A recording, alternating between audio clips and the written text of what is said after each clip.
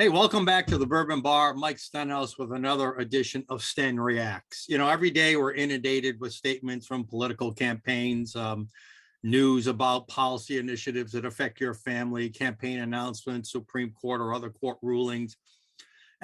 And so in these Sten React segments, I try to give you information and reacting to some of these news events that you might not hear otherwise, anywhere but here on the Ocean State Current, and with my own commentary. Followers of the Ocean State Current, and you, by the way, can actually suggest items for me to react to if you'd like. Just go to oceanstatecurrent.com/tips, and all of my segments can be viewed there, as well as you can submit a tip for me.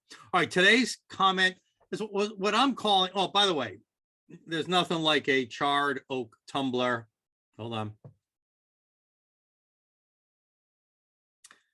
To sip your favorite whiskey or bourbon with. Okay, today's topic, it's sad, it's laughable. The political media charade going on with the massive increased energy rates that Rhode Islanders are being promised to have to bear this winter. Rates could go up 20, 30, 40, 50%. We know costs are going up that high. How much passes on to you? It's going to be enormous one way or another. Here's the headline. Here's one of the headlines from recent weeks. State regulators approve massive rate increases for the winter. And the other headline, in reaction to this, politicians saying, well, we'll just pay people. We'll just send out subsidies to people to try to help ease the burden on people. Folks, this is how politicians work. This is one of the biggest political scams, perhaps even a scandal in this state and in this country. We've got a media cover up, making sure they protect the environmental left agenda and make sure they protect the status quo politicians. What am I talking about? I'm talking about why these high, I mean, they're trying to put a Band-Aid on the high rates. As if they're a fait accompli, as if these high rates were sent to us from God above, from the heavens above, sent down to us. There's nothing we can do about these high rates, but somehow figure out how to react or delay them or have government subsidize them. Folks, these high electricity rates, just like so many problems in our society, were not put upon us by the gods above. They're man-made problems from poor policy decisions. It's just that they, the politicians, and their friends in the media don't want you to know about it. And exactly what you just saw, high electricity rates with redistribution of income or money to lower income families is exactly the plan. I mean, this is one of the great ironies here. No one in the media will tell you this. No politician will admit this, but this is the design of the plan. It's another redistribution scheme. Now, I'm going to talk to you about that in a minute when we talk about RGGI, the Regional Greenhouse Gas Initiative. It's precisely what RGGI was formed to do.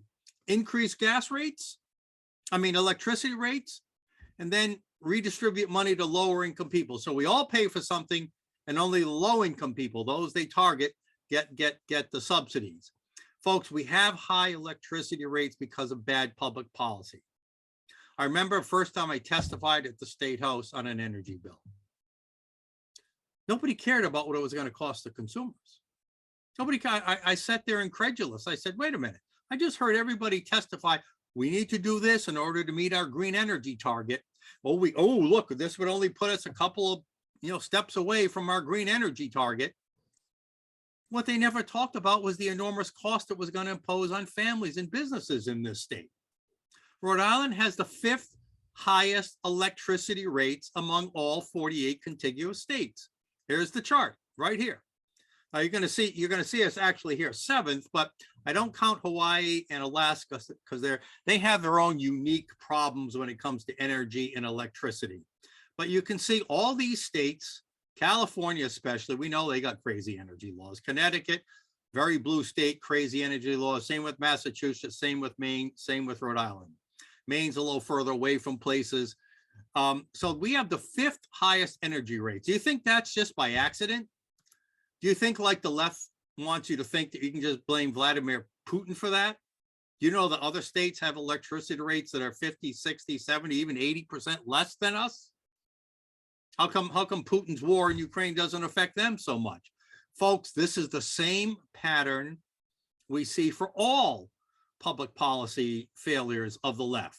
They create the problem through bad public policy. Then rather than admit it, they've tried to prescribe a Band-Aid for the symptom rather than fix the root cause. The cause of the problem in this case is policy after policy, law after law enacted of environmental left, radical, environmental, green energy policies. They were not created from the heavens above. They were man-made by agenda-driven politicians. Look, here's just another headline. Rhode Island becomes the first state in the nation to require all electricity to be offset by renewable energy. Folks, there's a cost to that.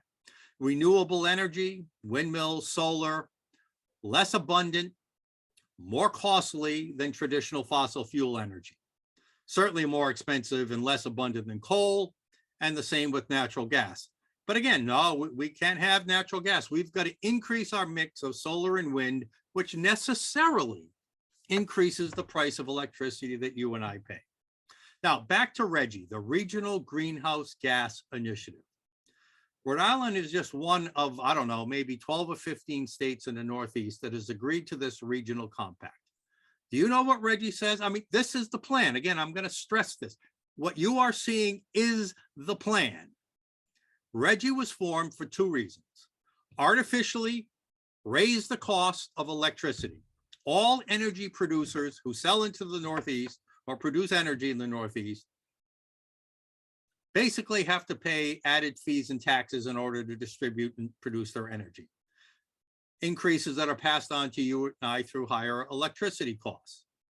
Now, it's a cap and trade system. So they have to cap and trade. So they purposely want to raise the cost. They purposely want to reduce the supply of electricity so that there's less of that harmful carbon footprint put out there, as if what we do in Rhode Island is going to change global climate change. Okay, so this is the plan.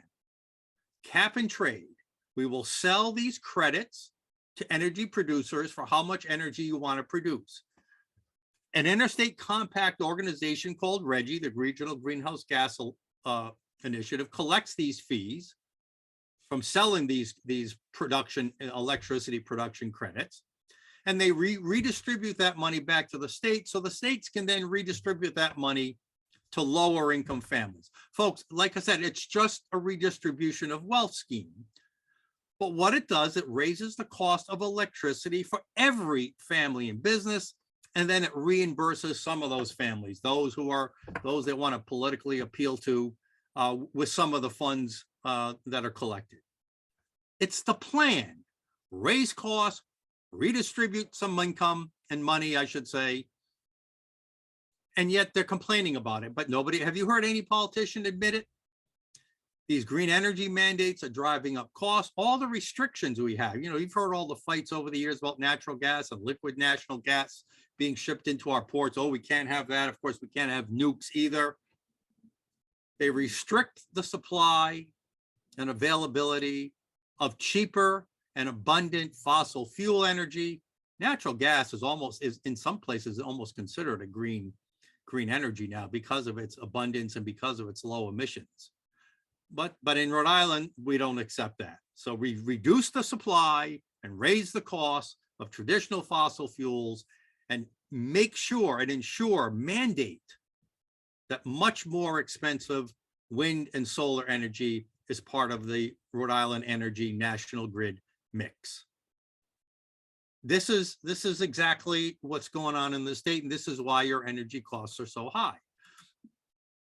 So again, the critics say the state, rather than address the core problem, should just try to help those in most need by redistributing money to them, and that it's not enough. We've heard the Attorney General Nerona. We've heard candidates for governor. We've heard the governor himself say something, we should even end the gross receipts tax on electricity. What is that? Well, look at your electric bill.